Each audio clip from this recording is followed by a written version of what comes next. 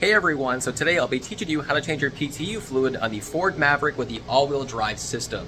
So I personally have an XLT with the blackout package. It does come with the all-wheel drive package on the EcoBoost. So this will be how to change the front PTU fluid. The next video will be the transmission and of course the RDU for the rest of the all-wheel drive system. So what we will need is obviously a floor jack, and alternatively speaking, in case you guys want to save your pinch welds, you will also need this little guy right here. So this is called a universal slotted jack pad. And what it does is it goes on the pad here, and then from that point on, it will attach to your pinch weld like so, and well, it'll save it from getting all bent up and messed up from, well, this pad, because obviously it will stay in the channel and just keep it nice and straight. So very good idea to actually have one of these.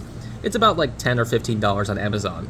I'll link it down below. Along with that, obviously we need some fluid, so it calls for 75W85 fluid, and this will be for the PTU once again. So the front, you guys can choose to go with the original Motorcraft or of course go with Redline. I hear that Redline's very good. It has a lot of additives and conditioner, stuff like that, to keep your PTU in the best health possible. Apparently the PTU is underfilled in these, so this will allow me to have, well, a better chance of it lasting much longer. Along with that, you will need a fluid pump.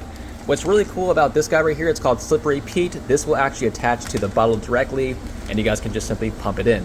Without a fluid pump, you're gonna have a very hard time getting the fluid in, so I again suggest actually buying this. It's about $12 USD. We will also need a hex bit socket set, which of course, we mostly need the 8mm, so an 8mm metric hex bit. Along with that, of course, the correlating ratchet set, or of course the automatic one. But for this application, for most people, you're gonna go with the, manual normal one. Along with this, we will also need a T30 hex, and this will be for the splash shield below. All these tools can be bought at Harbor Freight, and these ones can be bought on Amazon. So I somehow forgot to mention that obviously for safety measures, we will also need a jack stand, and obviously to catch the fluid, we will also need an oil pan. So oil pan, jack stand for safety. Not needed, but highly recommended. Okay, so I'm going to chime in really quickly as, of course, some stuff has now changed throughout the entire video. So here's a new list as far as what you will need throughout the entire video. Just want to save you guys a headache later on. I've seen so many YouTubers just simply not mentioning, well, you will need extra tools. So locating in the background video is everything you will actually need to complete the entire job from start to finish. Okay, so getting started on the driver's side. It will go right here,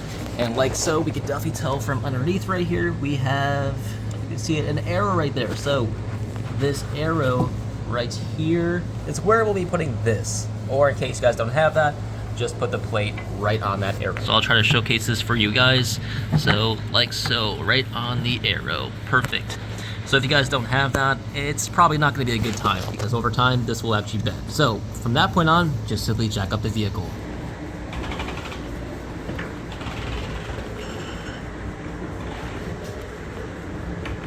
Okay, so once it is jacked up, this is where obviously this will come in handy. So in case this ever fails, this will catch it. You don't have to have anything fancy, as long as it's ready for your car. Does not matter where it comes from. Craftsman, Harbor Freight, like these, does not matter. It'll save you. Okay, so once you are comfortable with the setup, we got the vehicle jacked off the ground, got the jack stand there just in case, and well, it's jacked up. So now the next thing to do is take off this felt splash shield, which again is T30. There's quite a few of them.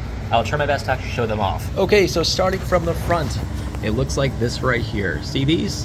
Whatever is attached to this felt all the way down, this felt right here needs to come out. So not these attached to the plastic, but rather these attached to the felt. So I'm gonna make this a lot easier for myself and use an automatic one.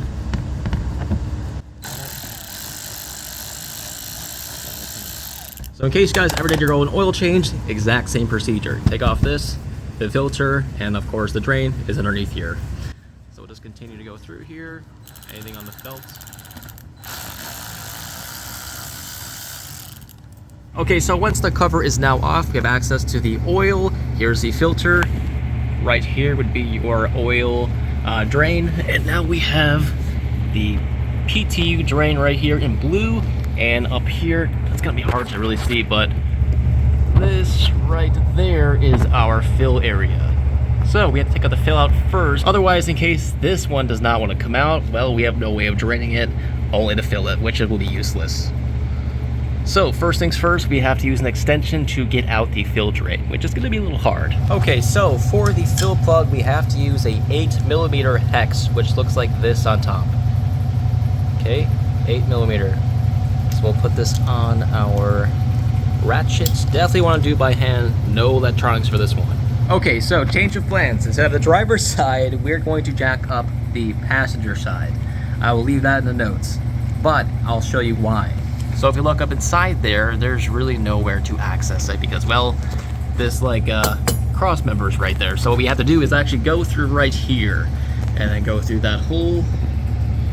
And if we can see it somewhere in there, probably not.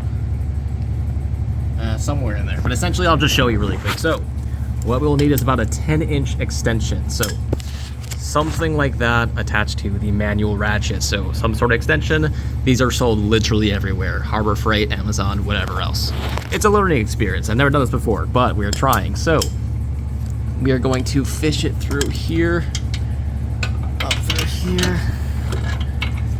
Okay, I can't do this in one hand. 1 second, friend. Okay, so it does work. So under the CV axle, you see we're on the passenger side, and it goes through there to the CV axle into this bolt right there, which is actually the fill drain. So through there, once again, just go underneath the CV axle with an extension, and yeah, with a hex bit, it'll fit, and that's pretty much it. So let's take it out.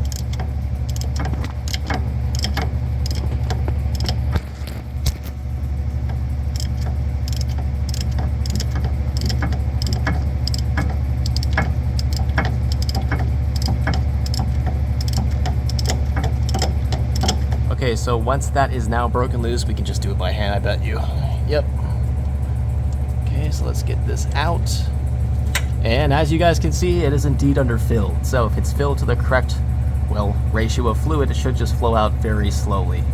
But as you can see, this is what it looks like. It smells like absolute dookie. We can also note they actually do put some sort of like a sealant on here. So maybe some like Teflon or sealant of some sort. So try to keep that intact of some sort.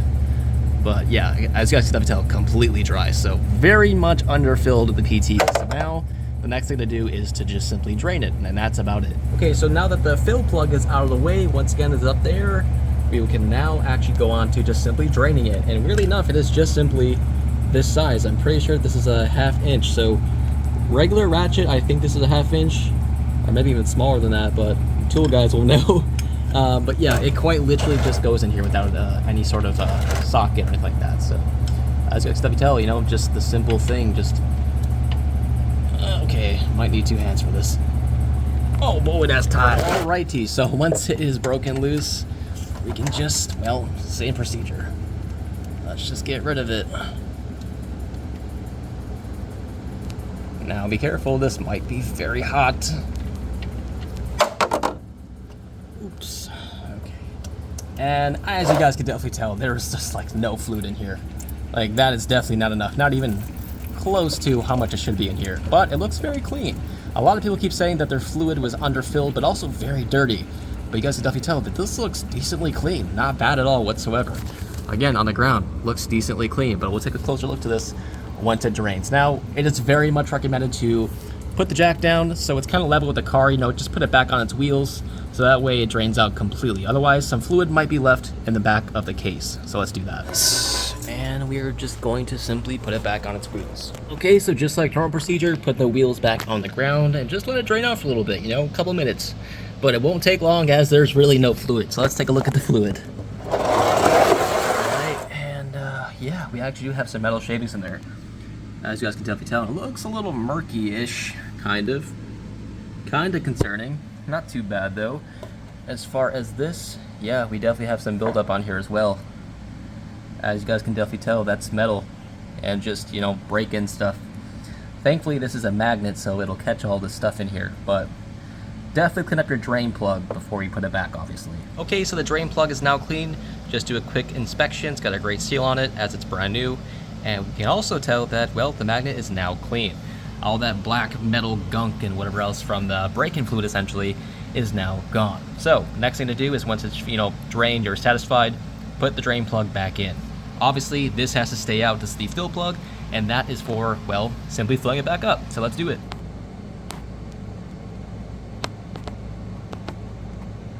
Okay, so the vehicle is now jacked back up simply on the basis of, well, it's just much easier to get underneath here. Even if you're a small guy, these trucks sit kind of low. So once again, take the exact same tool. Again, use an extension, just simply easier. You don't really have to, but will make your life a lot easier. And again, it's just simply the end. So yeah, no bits. or sockets. Once again, it does not need to be snug. Just try to line it back up with, well, the lines that are already there. So let's just snug it up really quick. 1 second. Okay, so just try to line up as best as possible with the line that's already there. You guys can definitely tell they pretty much did it for you. So very nice to do that. Thanks to Ford right there. So yeah, perfect right there. And we don't even have to torque it because, well, it lines up perfectly from the factory. So now we have to fill it back up through right here. Right there. And that is where the pump is going to come in handy. Okay, so once you get your pump out of here, if you guys bought this on Amazon, it quite literally just goes right inside of here, which is super freaking nice to have.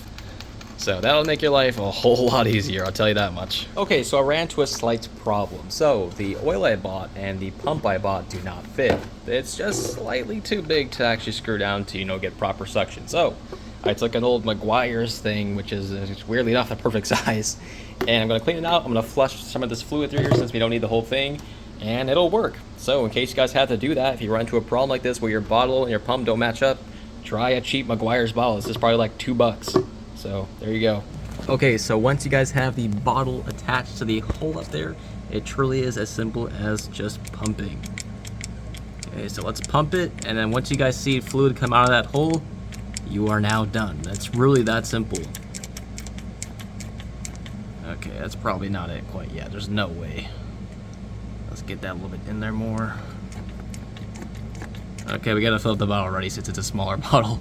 Okay, so once you are done filling it with the pump, make sure you put it back down to stock height. As you can definitely tell, it's not jacked up anymore.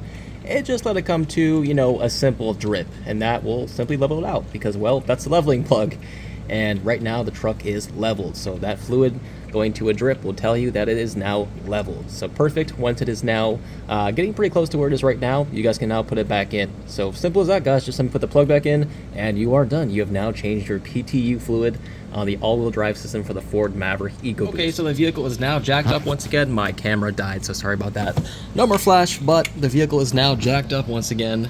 And we are now going to use our bit to put back the fill plug. And that's pretty much it, guys. So once again, put it back to where you just filled it up, and that's literally it. Okay, so the vehicle is back on the ground, and we are going to start it up and make sure there's no leaks. Simple as that, guys. Okay, so let's start her up.